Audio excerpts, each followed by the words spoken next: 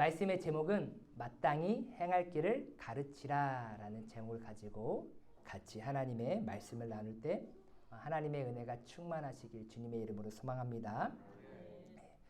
오늘은 전국적으로 어린이 주일로 섬기는 날입니다. 어린이 주일은 어디에서부터 시작되었느냐? 미국에서 시작되었다고 합니다. 1856년 레오날드 목사님이 시작해서 1868년에 감리교회에서 그날을 어린이 주일로 기념일로 이렇게 정했다고 합니다. 그리고 나서 1883년에 미국 전 지역으로 이게 확산이 되면서 이제 6월 둘째 주를 어린이 주일로 이렇게 정했다라고 합니다. 왜 6월 둘째 주를 어린이 주일로 정했느냐? 그때가 꽃이 가장 만발할 때고 가장 아름다운 때라고 이렇게 얘기를 합니다. 그와 같이 푸르고 아름다운 어린이의 이미지와 그때 시기가 맞다 보니까 6월 둘째 주로 이렇게 어린이 주일로 정했다라고 합니다. 그래서 미국에서는 6월 둘째 주 주일이 어린이 주일로 지켜지고 있습니다. 우리 대한민국도 6월 둘째 주로 어린이 주일로 섬겨오다가 1956년 그 5월 5일 이제 어린이날 기념을 맞이해서 5월 첫째 주로 이제 어린이 주일로 이렇게 변경이 되었다고 합니다. 그런데 우리는 이 어린이 주일을 오해해서는 안 됩니다. 어린이 주일, 어버이 주일, 스승의 주일, 6.25 기념 주일, 교회 보면 여러 가지 많은 주일 앞에 여러 가지 수식어가 많이 붙어요. 그런데 주일은 오직 예수님의 날인 줄 믿습니다. 그 어떠한 사람도 주인공이 되어서는 안 됩니다. 그래서 우리는 말을 조심해야 됩니다. 제가 여러 교회를 사역하면서 우리 선생님들이 아이들을 바라보면서 이런 말을 할 때가 많이 들었어요. 특히 어린이 주일날 맞이해서 오늘은 너희들이 주인공이야 라고 이렇게 말하는 선생님들을 간혹가다 봐요. 한국 교회가 어린이 주일로 이렇게 얘기하면서 섬기고는 있지만 그 주일의 주인공은 어린이가 될 수 없습니다. 성경은 주일의 주인공은 어린이, 어버이, 스승 절대 그렇게 얘기한 적이 단 한 곳도 없다는 사실입니다. 모든 주일의 주인공은 안식 후 첫날에 부활하신 예수님이 주인공 되셔야 될 줄 믿습니다. 그 부활하신 예수님을 기념하여서 우리가 예수 믿는 자들이 한 곳에 모여 예배드리는 그날을 주일로 섬기고 있는데 지금 어린이 주일이라고 얘기하고 어버이 주일이라고 얘기하면서 주인공이 뒤바뀌기 시작해요. 어린이가 주인공, 어버이가 주인공이 되는 그러한 안타까운 현실이 한국교회에 일어나고 있는 현실입니다. 주일은 그 어떠한 사람도 주인공이 되어서는 안 됩니다. 온전히 예수 그리스도 하나님만 높임받는 거룩한 주일이 되어야 될 줄 믿습니다. 그래서 우리는 주객이 전도가 되면 안 돼요. 예수님이 이제 손님이 돼버리고 어린이가 주인공이 되어서는 안 됩니다. 주일은 온전히 주님을 위한 날인 줄 믿습니다. 우리는 다음 세대인 이 어린이를 주님의 사랑으로 양육하고 사랑해야 합니다. 어린아이는 나라의 미래이자 또 우리 한국교회의 미래입니다. 어린아이들이 사라지면 그 나라는 존재할 수가 없는 것이죠. 그래서 전 세계적으로 기후가 문제이고 또 여러 가지 환경 문제가 있다고 하지만 우리 대한민국의 가장 큰 문제는 출산율 문제죠. 다음 세대가 사라져가고 있는 그런 시대입니다. 왜 나라가 걱정합니까? 다음 세대가 있든 없든 왜 나라가 걱정하냐는 거예요. 20년 뒤에 50년 뒤에 이 대한민국이라는 나라가 존재 여부는 다음 세대에 있기 때문이라는 사실인 것이죠. 그래서 어린아이들은 하나님이 보시기에 아름답고 건강하게 자라나야 하는 것이죠. 오늘 본문의 솔로몬은 그런 어린아이들을 어떻게 가르쳐야 할지에 대해서 우리에게 가르쳐주고 있습니다. 6절 말씀에 보면 오늘 본문 말씀, 마땅히 행할 길을 아이에게 가르치라. 그리하면 늙어도 그것을 떠나지 아니하리라. 아멘. 지금 마땅히 행할 길을 아이에게 가르치라라고 이렇게 얘기하고 있어요. 근데 아이에게 가르치래요. 그러면 이 아이의 기준은 어디까지이냐? 이 아이라는 것은 젖먹이라는 뜻도 있습니다. 그러니까 유아기에서부터 청소년까지 보는 것이 일반적인 거예요. 그런 어린 아이들에게 가르쳐야 되는 거예요. 마땅히 행할 것을 가르쳐야 된다는 거예요. 유아기에서부터 청소년기에 있는 아이들은 부모와 어른들은 반드시 가르쳐야 합니다. 근데 이 가르치다라는 것은 무엇을 의미하냐면 하나크라는 단어입니다. 즉 훈련하다, 길들이다, 또 다른 의미로 봉헌하다, 바치다라는 의미를 가지고 있어요. 그러니까 하나님께서 솔로몬을 통하여서 아이들, 즉 젖먹이에서부터 청소년에 이르는 그런 아이들을 가르치라고 얘기했어요. 그들을 훈련시키고 길들여지게 만들고 그들의 인생이 바쳐지고 헌신되어지는, 봉헌되어지는 인생이 되기를 간절히 하나님은 바라셔서 이 솔로몬을 통하여서 우리에게 이렇게 말씀하시는 것이죠. 그러니 우리는 어렸을 때부터 바쳐진 인생, 들여진 인생, 길들여지고 훈련되어진 인생으로 우리는 양육하고 훈련해야 된다는 것을 가르쳐주고 있습니다. 우리도 TV를 보다 보면 어렸을 때부터 무엇인가에 쭉 빠져가지고 사는 학생들, 어린아이들을 볼 때가 많이 있어요. 어떤 아이는 장난감을 계속해서 만들고, 어떤 아이는 그림을 그린다든지, 어떤 아이는 피아노에 빠진다든지, 어떤 아이는 바이올린에 빠진다든지, 어떤 아이는 축구에 빠진다든지, 무엇인가 흠뻑 빠져가지고 거기에서 계속 매일같이 훈련되어지고 거기에 길들여지는 그런 어린아이들을 보게 됩니다. 참 좋은 것에 훈련되어지고 길들여지면 좋지만 또한 좋지 않은 것에 훈련되어지고 길들여지는 어린아이들도 보게 됩니다. 그런데 그 어렸을 때 배웠던 모든 것들이 없어지지 않고 계속 남아있는 것을 우리는 보게 됩니다. 그래서 어렸을 때 무엇에 빠지게 되느냐, 무엇에 길들여지고 무엇에 훈련되느냐가 매우 중요하다는 사실입니다. 이렇게 어려서부터 잘 길들여지고 훈련되어지면 얻는 결과가 무엇입니까? 오늘 본문 말씀에 보니까 늙어서 그것을 떠나지 아니한대요. 마땅히 행할 길을 아이에게 가르치라. 그리하면 늙어서 그것을 떠나지 아니한다라고 오늘 본문 말씀에서 말하고 있어요. 반대로 어렸을 때 길들여지지 아니하고 훈련되어지지 아니하고 그것에 들여지지 아니하면, 봉헌되지 아니하면 반드시 늙어서는 그것을 떠난다라는 거예요. 그러니까 우리는 어렸을 때 훈련받고 길들여지는 것이 매우 중요하다라는 것을 알게 되는 것입니다. 여기서 말하는 늙음의 시기는 일반적으로 노년의 시기를 말하기도 합니다. 노년이 되면 모든 것들이 대부분 떠나는 그런 시간이 다가옵니다. 하지만 늙어서 떠나지 않는 것이 무엇이냐? 바로 어렸을 때 내가 익히고 배웠던 것들, 훈련되었던 것들은 절대 떠나지 않는다라는 것이죠. 노년의 시기만을 말하는 것이 아니라 어린아이의 시기 마지막인 청소년의 시기가 끝나는 그 이후부터도 어찌 보면 노년의 시기다라고 말할 수가 있는 거예요. 그때부터 왜 학생들은 성인이 됩니다. 성인이 되어서 어린아이 때 접하고 경험하고 훈련된 것들을 이제 삶으로 살아내기 시작하는 거예요. 어린아이 때 또한 유초등부 때, 중고등부 때 배워왔던 것, 길들여졌던 것들을 이제 어떻게 해요? 성인이 되어서 자기 주도적으로 살아가기 시작한다는 것입니다. 그렇다고 하면 어렸을 때 가르쳐야 될 것이 무엇이냐?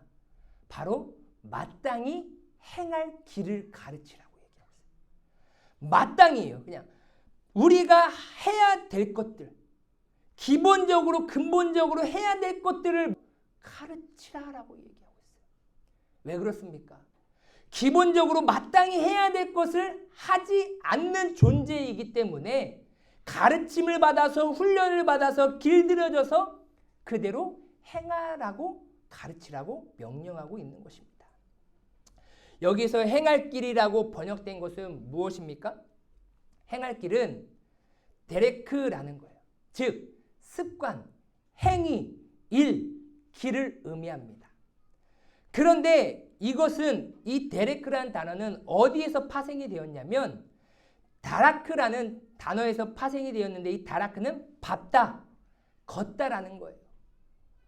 즉 무엇이냐면 이 습관, 행위, 일, 길은 어떻게 생겨난 거냐면 계속해서 밟고 걸어다님으로 인하여서 닦여진 그 길, 그 닦여진 습관, 그 일을 말하고 있는 거예요.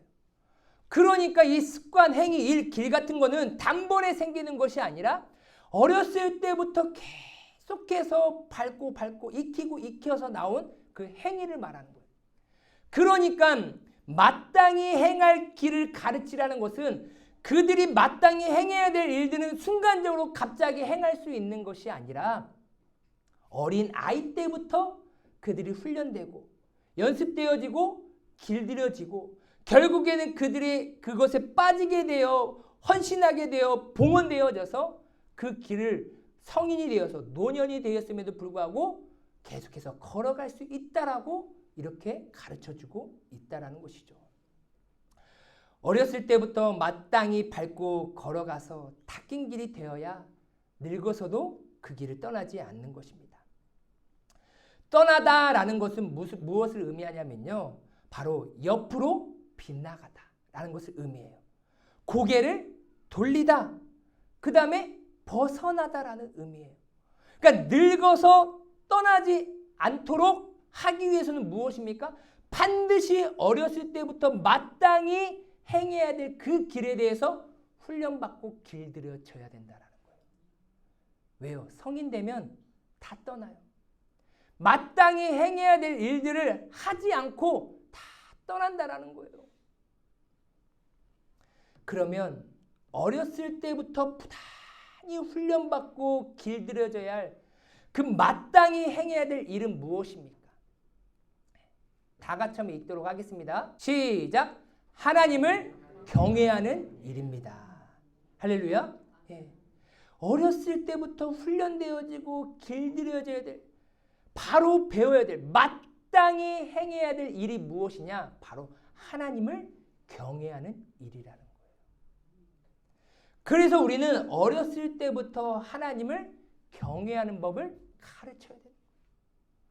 하나님을 어떻게 섬기고 하나님을 어떻게 예배하고 하나님을 어떻게 경외하는 것인지를 언제부터 가르치라고요? 어렸을 때부터 가르쳐야 돼요. 그래서 제가 매월 첫 주 온가족 연합 예배를 드리는 이유가 무엇입니까? 각 부서별로 각 나이답게 그 모양답게 방식으로 예배를 드리는 것도 너무나 중요해요. 하지만 하나님을 어떻게 예배하고 하나님을 어떻게 경외해야 되는지 어른들, 즉 믿음의 사람들을 통하여서 배울 수 있는 계기가 많이 없어요. 그렇다 보니 가장 근본이 되는 부모 옆에서 같이 함께 어떻게 하나님을 예배하는 것인지 하나님을 경외하는 모습이 어떤 것인지 눈으로 직접 보며 배우라고 이렇게 같이 온가족 예배를 드리는 이유입니다. 다른 이유가 없어요.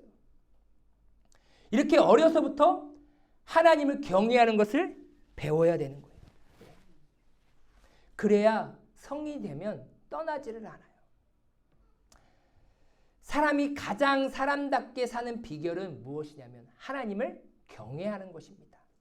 전도서 12장 13절 말씀에 보면 일의 결국은 다 들었으니 하나님을 경외하고 그의 명령들을 지킬지어다. 이것이 모든 사람의 본분이니라 라고 얘기하고 있어요. 그러니까 모든 사람이 마땅히 지켜 행해야 될 일이 무엇이라고요? 여호와를 경외하는 것이다라는 거예요. 그러니까 그 여호와를 경외하는 것이 마땅히 행해야 할 일인데 언제 되면 다 떠난다고요? 성인이 되면 다 떠나요. 노년이 되면 다 버려버린다라는 거예요. 왜요? 훈련되지 않으면.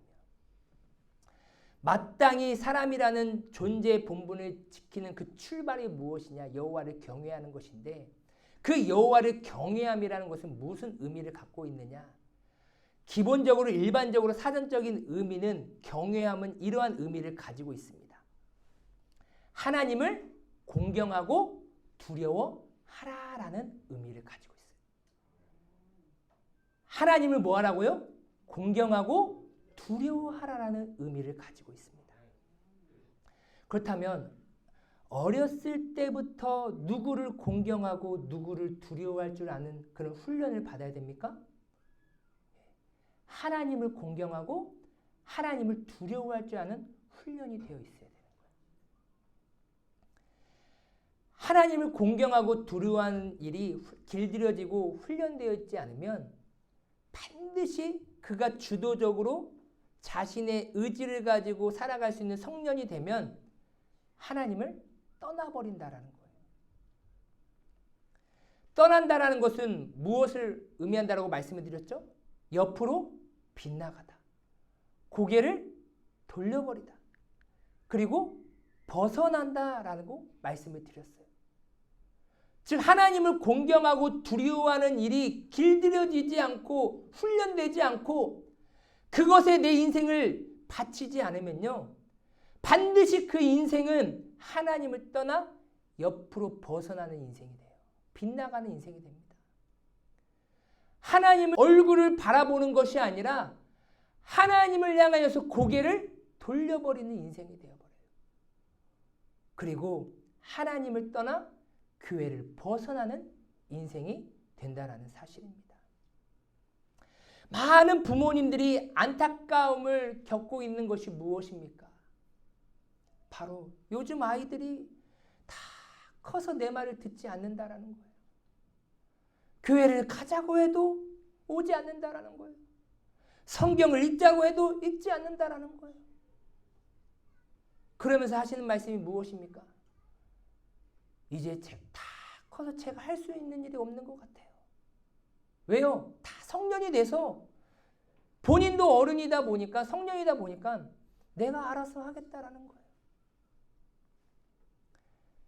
왜 그러한 삶이 일어납니까? 뭐 여러 가지 원인의 이유가 있겠지만 오늘 본문 말씀으로 비추어 보면 어린아이 때 하나님을 공경하고 하나님을 두려워하는 훈련과 길들여짐이 없었기 때문이라고 볼 수 있다는 거예요. 하나님을 떠나는 인생, 세상을 사랑하고 죄를 일삼는 삶의 가장 근본은 무엇이냐? 하나님을 경외하는 모습이 그 인생 가운데 사라졌기 때문이라는 거예요. 하나님을 공경하는 모습, 하나님을 두려워하는 모습이 그 인생에서 사라져버렸어요. 요즘 초등학생들, 중학생들, 고등학생들의 모습을 보면 정말로 마땅히 학생으로 행해야 될 그 일들을 하지 않는 모습들을 너무나 쉽게 볼 수가 있어요. 교복 입고 마땅히 학생으로서 하지 말아야 할 행동들을 너무나 자연스럽게 행하는 모습을 봅니다.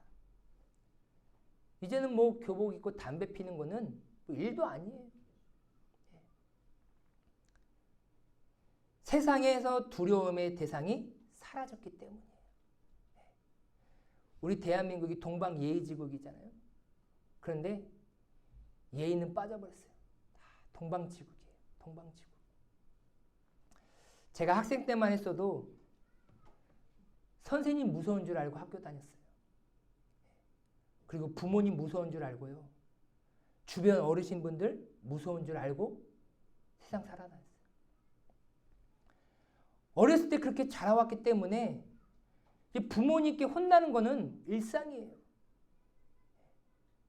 부모님께 혼나는 것은 기본적인 거고 거기에 더해서 뭐 때로는 큰아빠한테도 혼나고 작은아빠한테도 혼나고 고모한테도 혼나고 이모한테도 혼나고 또 옆에 있는 아저씨한테도 혼나기도 하고 혼나는 게 일상이었어요.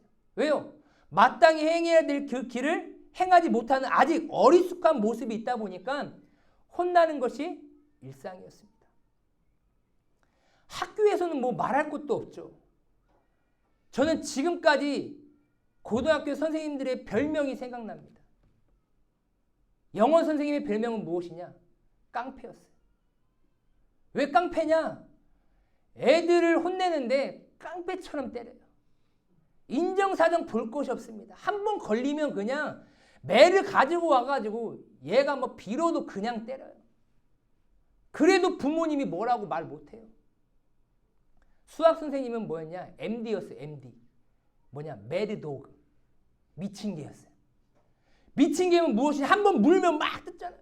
와, 그 수학 선생님한테 한 번 혼나면 미친 듯이 맞아요. 또 국어 선생님은 무엇이냐? 이건 좀 말하기 그런데 또라땡. 네, 또라땡. 무엇이냐? 국어 선생님은 평소에는 참 순진하세요. 이처럼 착한 선생님이 없어요. 그런데 한번 뭔가 삔또가 틀어지잖아요? 그럼 언제 그랬냐 듯이 그냥 미친 개보다 더해요. 깡패보다 더합니다. 그러니까 저 국어 선생님은 진짜 조심해야 돼. 저 삔또 빠지지 않도록 진짜 조심해야 돼. 우리 학생들이 늘 항상 그랬어요. 깡패, 미친 개, 또라땡. 그런 선생님들에게 자라났어요. 매 맞는 건 일상이었죠. 그렇지만 중고등학교 때 선생님 공경하고 존경하는 또는 선생님 사랑하는 모습 잃어버리지 않았습니다. 그리고 선생님 무서운 줄 알고 지냈어요. 근데 오늘날 현실은 어떻습니까? 지금 오늘날의 학생들의 현실이에요. 우리 모포 오늘리교회 중고등부 학생들이 이렇지 않지만 지금 뭐합니까? 여 선생님이 앞에서 가르치고 있는데 한 남학생이 핸드폰 충전하면서 교단 앞에서 핸드폰을 하고 있어요. 이건 상상을 못할 일이에요. 상상하지 못할 일이 오늘날 현실 가운데 일어나고 있다니까요. 그리고 수업 시간에 우통 까고 있어요. 미친 개한테 한번 걸려봐야 미치도록 맞아봐야 저런 행동이 안 나오는데 학생 인권조례라는 이런 말도 안 되는 악법이 들어오다 보니까 학생들이 미쳐가고 있어요. 정신이 나가고 있습니다. 그리고 뭐예요? 학교 규정대로 수업 시간에 매점 가면 안 된다라고 얘기했더니 저도 남의 집 귀한 자녀래요. 너 법 규칙대로 한다고 하세요라고 이렇게 얘기하더라고요. 학생들이요. 선생님 무서운 줄 모르고 세상 무서운 줄을 몰라요. 요즘. 또 하나 한번 볼까요? 한번 넘겨주세요. 동영상 보겠습니다. 이거 씨발놈아. 앉아있어. 아 너도 와봐. 앉아있어. 아 너도 와봐. 네. 앉아있어. 그만하고. 씨발 어쩔 건데. 그만하고 앉아있어. 어쩔 건데. 그만하고 앉아있어. 와봐. 앉아있어. 뭔데 이게? 응? 앉아있어. 뭐야? 초비야 뭐야? 뭔데 이거? 응? 그럼 뭔데? 내가 가져가 줄게. 너 줬지 마. 아까 알려줬다며. 저거 좋지. 이거나 저거. 내거 아니야. 앉아. 아까 풀어달라고요. 제가 실수로 깎먹었다고요. 응? 풀어달라고요. 앉아. 실수로 깎먹었다고요. 앉아있어 그러니까. 풀어달라고요. 이거 아쉬울 때만 존댓말하고. 뭐 하는 거냐? 씨발. 한번 풀어주세요. 맞짱 한번 까기. 응? 풀어주세요. 맞짱 한번 까기. 나랑 가봐. 맞짱 한번 까자고. 맞짱 한번 깔래요? 맞짱 한번 깔래요? 아유, 씨발놈아? 깔래? 아니, 씨발놈아. 일로 와봐. 야, 일로 와봐. 나와봐. 일로 와봐. 씨발놈아. 와봐. 미치 말고. 아, 똑같았잖아. 정신 같은 새끼야. 그니까 풀어달라고, 씨발. 누가 이거 뭐 영화 제작한 게 아니에요, 여러분. 겁이 없죠. 예. 제가 이 동영상 제목을 뭐라고 적었냐면 싸가지 없는 14살 이렇게 적어놨어요. 동영상 제목 이렇게 파일에. 오늘날 이런 현실이 왜 일어납니까? 우리는 어린 아이들을 세상 무서운지를 가르쳐줘야 돼요. 돈이 얼마나 무서운 건지를, 세상이 얼마나 무서운지를 가르쳐줘야 돼요. 그런데 뭐라고 하시냐? 야, 네가 대장이야. 네 맘이야. 네 뜻이야.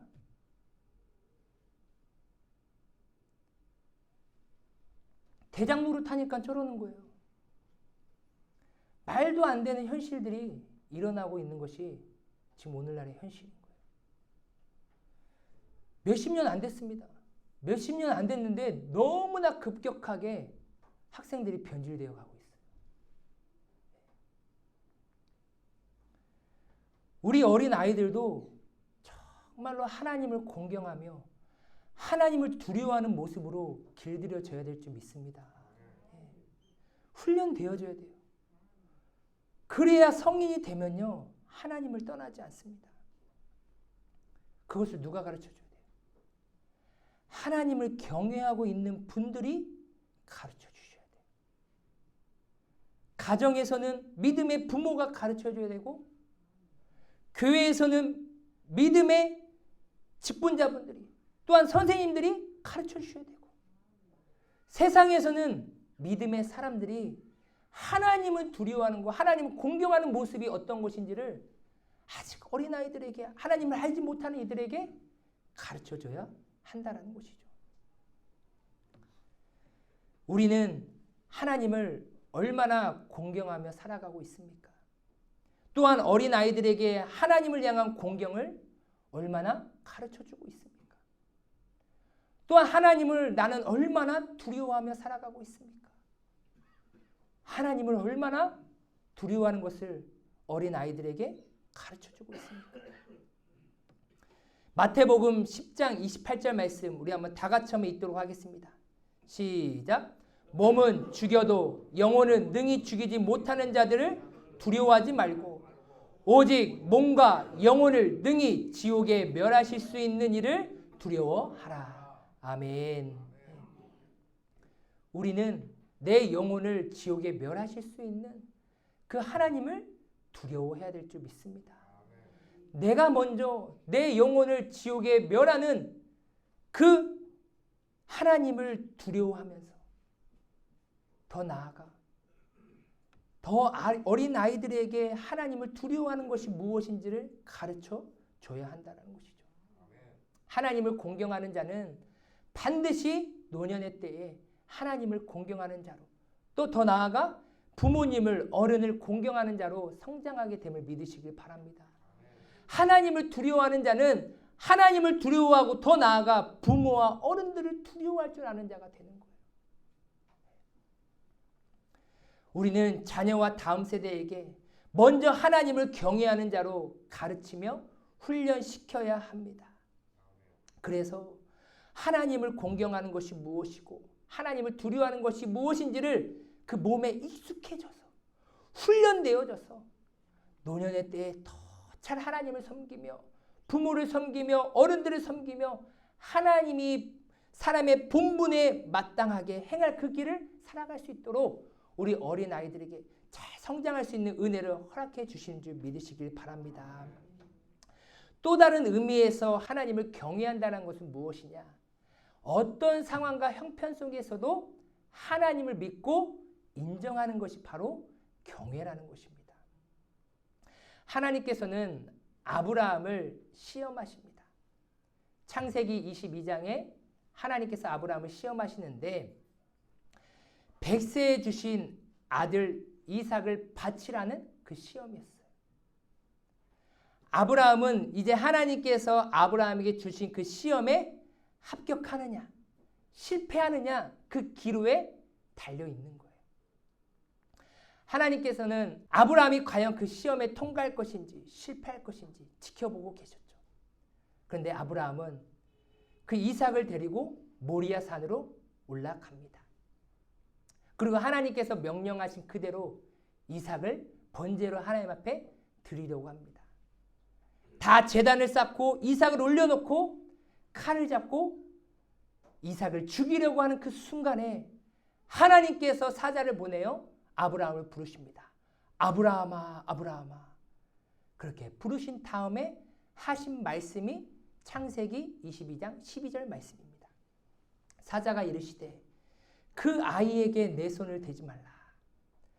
그에게 아무 일도 하지 말라. 네가 네 아들 네 독자까지도 내게 아끼지 아니하였으니 내가 이제야 네가 하나님을 경외하는 줄을 아노라. 아멘. 하나님께서 도저히 말도 안 되는 시험을 아브라함에게 허락하셨어요.